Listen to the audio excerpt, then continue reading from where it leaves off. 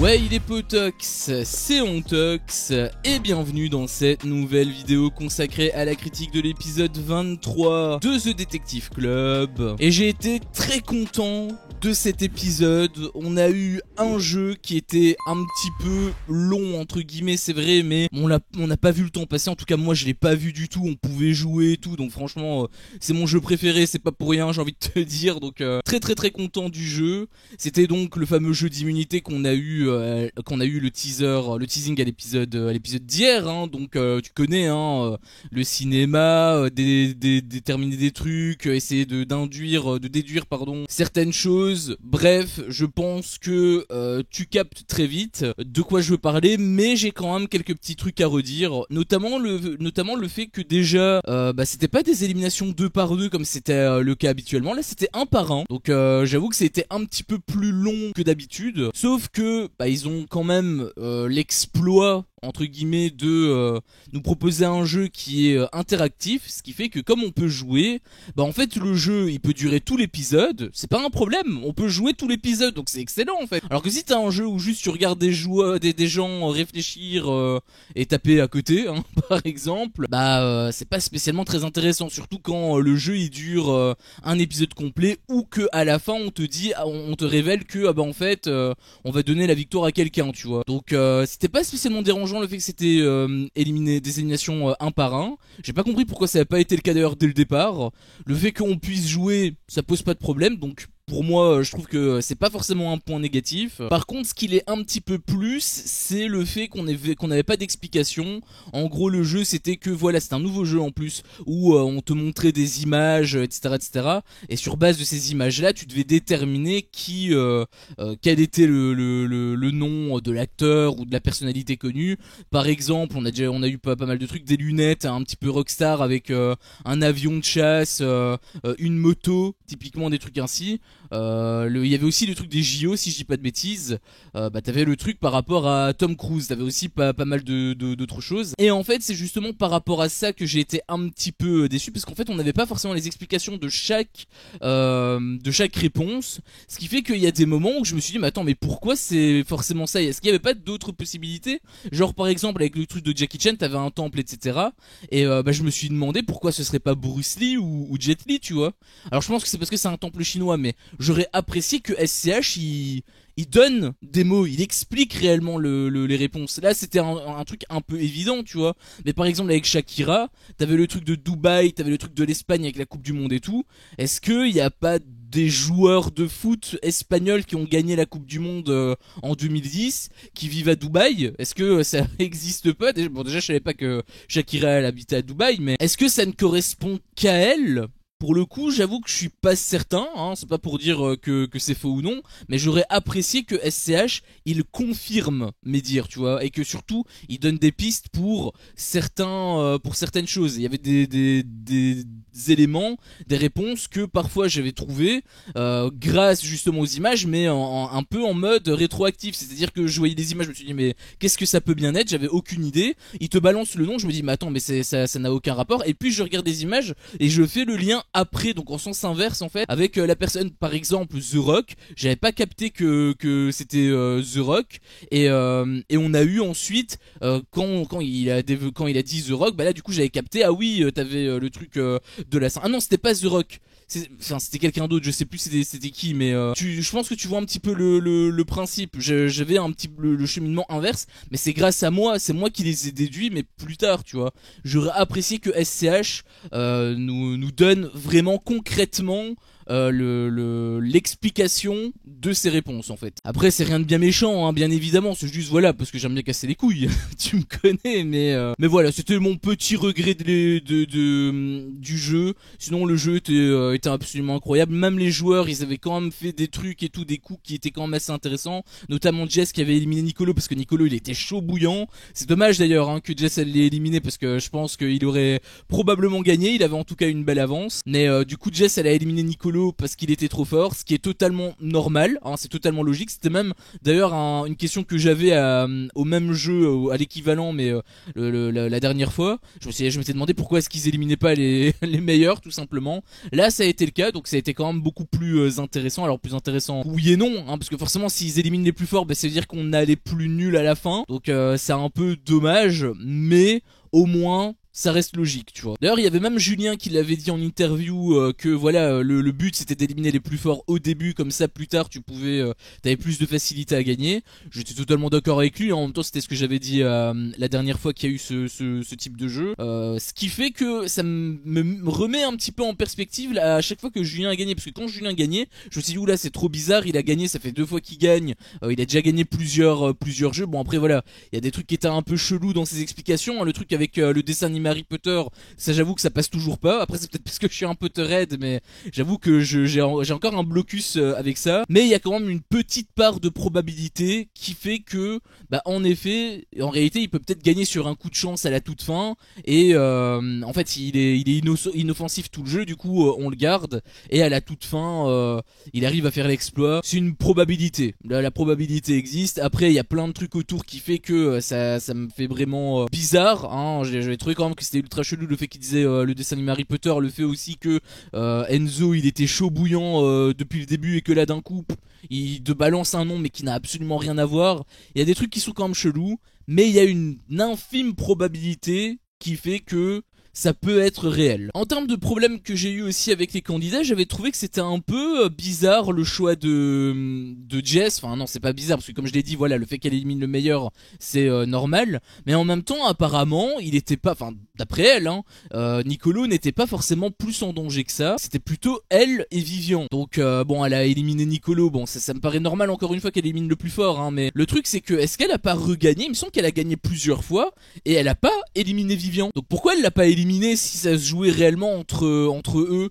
J'avoue que c'était un peu bizarre, peut-être parce que elle se soudait, elle le considère un petit peu comme son binôme, donc si ça tombe, elle voulait que eux deux aient l'immunité. C'est peut-être possible, mais du coup ça la met elle en danger, sauf si elle gagne. Le problème c'est qu'elle a pas gagné, c'est Vivian justement qui a gagné. Donc je me suis posé la question, je me suis dit bah c'est un peu bizarre. Encore une fois il peut avoir une explication logique derrière, hein, mais elle arrête pas de dire que c'est un jeu individuel, donc je m'attendais à un moment donné à ce que Vivian saute.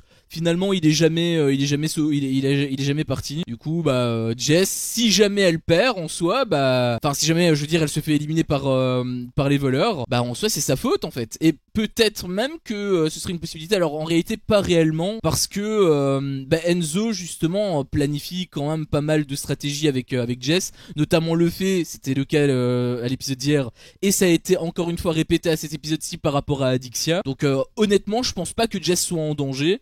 Mais du coup, ça aurait pu être dramatique en fait. Ça aurait quand même pu être dramatique. Après, concernant justement le fait qu'il y avait cette petite stratégie avec Jess, j'ai trouvé que Enzo il s'était pas mal exposé. C'était peut-être, enfin, il jouait un jeu dangereux, je trouvais, parce que, bah, en gros, son principal argument, c'était que voilà, Adixia ne pouvait pas éliminer Manon parce que Manon c'est sa meilleure amie et que donc elle n'aurait jamais fait ça. Et donc il disait que, enfin, il sous-entendait clairement que si jamais Adixia dit ça, bah, c'est que il peut avoir quand même une possibilité que c'est elle la voleuse, pour pas dire que justement peut-être que les doutes vont commencer à pencher sur elle. J'avais trouvé que la logique elle était bonne, hein, pour le coup la logique elle était très bonne, mais j'ai trouvé que c'était à double tranchant, parce qu'en fait ce qui est vrai pour Adixia est également vrai pour Giuseppa, tu vois. Donc en fait il aurait peut-être pu, involontairement peut-être, hein, mais il aurait peut-être pu aiguiller la piste de Giuseppa involontairement. Peut-être que c'est involontaire, je sais pas. Est-ce qu'il va y avoir des coups de trahison d'ailleurs entre voleurs? Ça pourrait être intéressant. Dans les traîtres, il y en avait eu plein. Bon après voilà, ils sont à la saison 4, donc ils ont eu le temps de développer. Là c'est que la première saison, donc peut-être qu'il y en aura, mais dans les prochaines saisons. Mais pour l'instant j'en sais rien. Je pense pas, vu comment ça a l'air de partir. Voilà, il il a fait peut-être une petite erreur. Là, ça a pas été très loin. Jess, elle a pas forcément plus calculé que ça, mais ça peut quand même la mettre un petit peu dans le mal en fait. Il avait aussi Vivian que j'avais trouvé qu'il était pas mal touchant. Voilà, il avait parlé justement que Beverly elle l'épaulait, etc. quand il avait des problèmes et tout. Donc j'avais trouvé que c'était touchant, surtout quand on sait ce qu'il a fait, hein, parce que du coup il l'a un peu trahi à cause de Jess. D'ailleurs, il en voulait aussi à Jess et tout. Donc j'ai trouvé que c'était assez mignon. Moi, j'avais bien aimé cette petite part de Vivian. Après, il pleurait. À ce qui paraît, il peut pleurer sur commande. Donc j'avoue que quand il avait pleuré, j'ai pas ressenti d'émotion dans sa voix. Normalement, quand t'es à ce point détruit, tu peux avoir la voix un petit peu tremblante et tout. Là, il y avait rien eu. Là, sa voix, elle était tranquille et il avait juste des larmes. Donc, est-ce que c'était des vraies larmes ou non, je sais pas. Mais je pense que dans tous les cas, il était réellement touché. En tout cas, j'ai envie de le croire. Je pense quand même qu'il était réellement peiné de la situation, ce qui pourrait totalement se comprendre. Et à l'image, en réalité, même si c'est faux, à l'image, ça fonctionnait. Donc je trouvais que c'était assez mignon en fait. Il avait aussi balancé le fait qu'il voulait la venger, hein, et en fait il prenait pour unique responsable Julien. Quelque part ça m'arrange par rapport au jeu, parce que comme je l'avais déjà dit, le jeu était complètement saboté à cause du Julien, pas volontairement, pas forcément volontairement, mais le fait qu'il prenne autant de place et qu'il tape à ce point à côté, qu'il est entouré par les voleurs et qu'il les imagine même pas une seule seconde en tant que possibilité, bah forcément ça fausse complètement le jeu de notre point de vue, ce qui fait que si Julien saute, en réalité peut-être que la barrière d'immunité que Giuseppa et Enzo ont, peut-être qu'ils sauteraient également.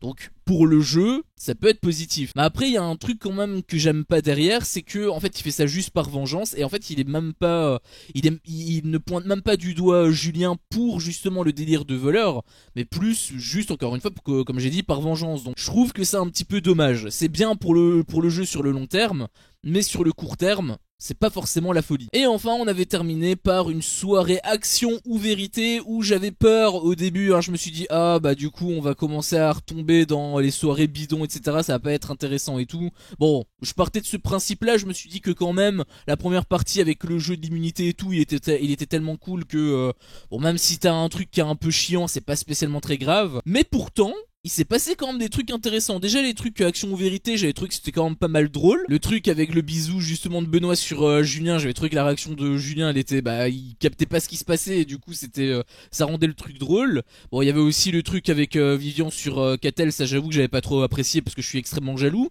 mais sinon voilà, c'était bon enfant, on va dire que ça s'annonçait quand même plutôt pas mal. Sauf qu'il s'est passé un truc qui m'a fait un peu bondir de ma chaise, je vais pas te mentir. À moi quand ma Catel elle est agressée, c'est comme si tu m'agressais, hein, donc forcément j'étais pas content du tout, puisque justement c'était autour de Catel. En gros, à chaque fois que t'avais l'action ou vérité qui était pour toi, enfin que tu devais choisir quelqu'un et cette personne là donc devait réaliser le truc, et quand elle le réalisait c'était à son tour de choisir quelle personne elle pouvait mettre action ou vérité et ainsi de suite. Et du coup comme c'était Catel à la fin, elle a choisi naturellement Hugo, puisque elle voulait avoir des réponses à ses questions aussi, hein. La meuf elle a passé du bon temps avec Hugo et tout, certes sur les îles de la tentation, mais en réalité elle s'est fait clairement manipuler serait peut-être un grand mot, mais elle s'est fait utiliser en tout cas, tu vois. Même si c'est involontaire de la part de Hugo, concrètement c'est un petit peu ce qui s'est passé. Hugo il a un petit peu fait espérer Catel, au final il voulait juste s'amuser, et du coup elle était légitime à demander des réponses. Sauf que Marine, elle, le problème c'est qu'elle ne peut pas piffrer Catel. Encore une fois, je ne sais pas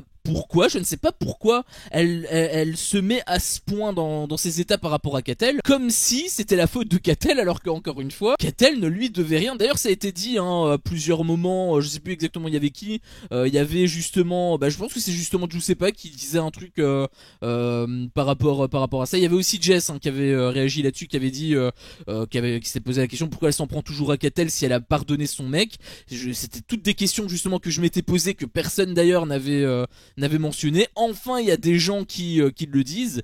Ça je me suis senti un peu rassuré déjà, parce que je me suis demandé si j'étais le seul à penser ça. Pour le coup, finalement peut-être que non. Et surtout bah j'ai été choqué de Marine par rapport à ses limites. Genre normalement c'est censé être juste un jeu, tu vois, c'est un truc même si elle est jalouse par rapport à Catel, bon ok très bien, mais je veux dire là elle a choisi Hugo uniquement pour avoir des réponses à ses questions, c'était uniquement dans le cadre du jeu.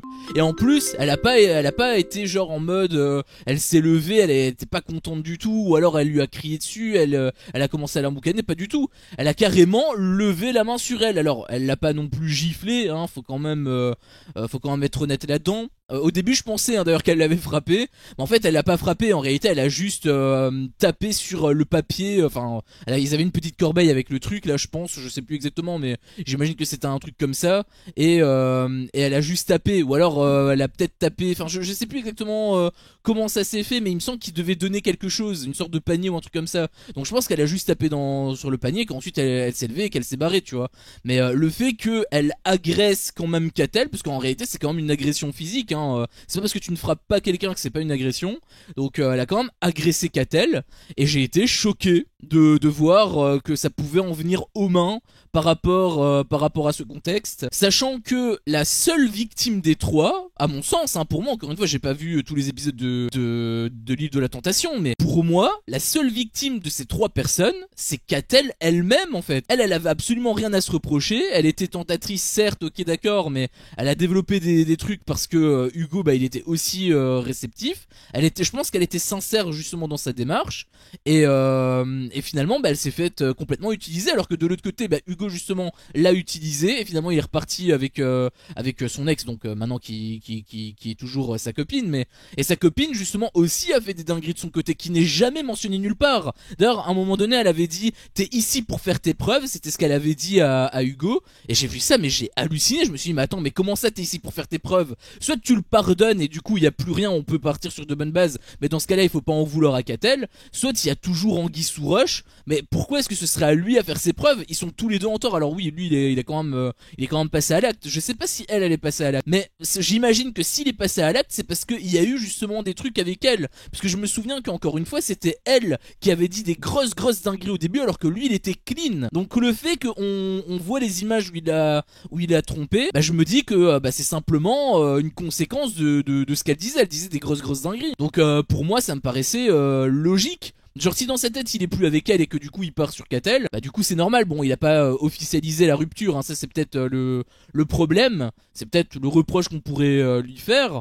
Mais en soi, c'est une réaction logique, je trouve. Encore une fois, c'est pas uniquement de sa faute, ça a été poussé aussi par Marine. D'ailleurs, Hugo, j'avais trouvé qu'il avait été très touchant dans cette partie, parce que bah, on le sentait vraiment affecté, parce que voilà, il faisait des efforts surhumains, etc., etc. Enfin surhumains, on va dire qu'il faisait quand même pas mal d'efforts pour plaire à Marine, qui était toujours insatisfaite. Et à la fin, bon, il a complètement craqué, il a pleuré, il s'est barré, etc. J'avais été touché quand même de lui. Je pense honnêtement, c'est triste hein, ce que je vais dire, mais je pense honnêtement qu'en fait il est juste éperdument amoureux d'elle, et qu'il pourrait faire n'importe quoi pour elle, même si c'était pas forcément positif pour lui. C'est dur hein, ce que je dis, mais je pense sincèrement qu'en fait bah il est peut-être retourné dans ses bras et tout parce qu'il l'aime réellement, et il aime plus que tout, et du coup voilà il fait quand même tout pour elle. Mais comme elle est jamais c'est peut-être pour ça d'ailleurs qu'il n'a pas donné de contre-attaque, de contre-argument par rapport au fait que voilà si j'ai fait ça c'est parce que toi aussi t'as dit des grosses dingueries. Après peut-être qu'il y a eu confrontation, hein, je sais pas, j'ai pas été jusque là sur l'île de la tentation, mais le fait que rien ne lui n'est reproché à Marine, je me dis que si ça tombe, bah, il prend juste sur lui pour essayer de lui faire plaisir, et finalement bah, elle est jamais satisfaite quoi, elle est jamais contente. Donc pour moi c'est vraiment une relation ultra toxique, et c'est pas à cause de Hugo, c'est pas à cause de Catel, c'est à cause de Marine elle-même. Pour moi elle a pas réellement pardonné Hugo, elle en veut toujours à Catel, encore une fois je sais pas pourquoi,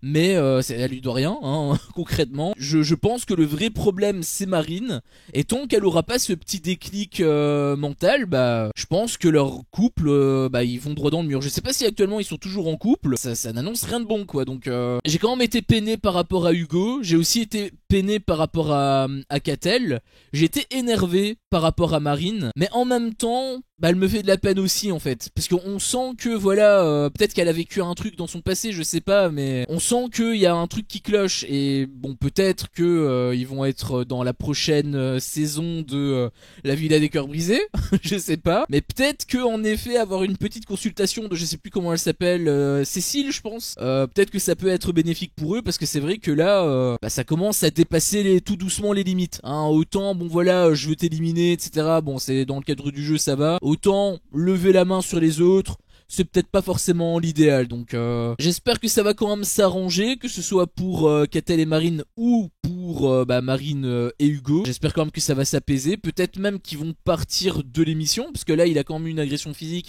Je sais pas si la production va laisser passer. Bon, c'est pas un coup de poing dans la gueule comme Enzo Sanders, comme Enzo Zadig pardon, a pu donner à Simon Castaldi dans les 50 saisons 2. C'est pas non plus un truc aussi grave, mais on commence tout doucement à être borderline quoi. Donc il faudrait au moins que la production fasse quelque chose, pas forcément les faire dégager direct, tu vois, mais au moins leur plutôt là, puisque c'est elle la fautive, lui dire, lui faire une remarque, tu vois, lui faire un avertissement carrément. Donc je pense que ce serait un petit peu le minimum syndical. Mais ça, bien évidemment, ce n'est que mon humble avis. Moi maintenant, ce qui m'intéresse, c'est le vôtre. Qu'avez-vous pensé justement de cet épisode? Est-ce que vous l'avez apprécié autant que moi? Est-ce que vous avez apprécié le jeu? Qu'avez-vous pensé justement de la petite réaction de Marine? Est-ce que vous êtes d'accord avec elle? Est-ce que justement vous n'êtes pas d'accord avec elle? Est-ce que vous êtes d'accord avec moi du coup?